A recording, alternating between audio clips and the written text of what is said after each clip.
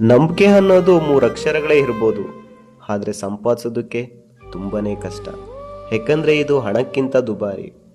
ಭೂಮಿ ಅನ್ನೋ 2 ಅಕ್ಷರದಲ್ಲಿ ಹುಟ್ಟಿ, ಜೀವ ಅನ್ನೋ 2 ಅಕ್ಷರ ಪಡೆದು, ವಿದ್ಯೆ ಅನ್ನೋ 2 ಅಕ್ಷರ ಕಲಿತು, ಸಾವು ಅನ್ನೋ 2 ಅಕ್ಷರ ಬರೋ ತನಕ ಸ್ನೇಹ ಅನ್ನೋ 2 ಅಕ್ಷರ ಮರಿಬೇಡಿ.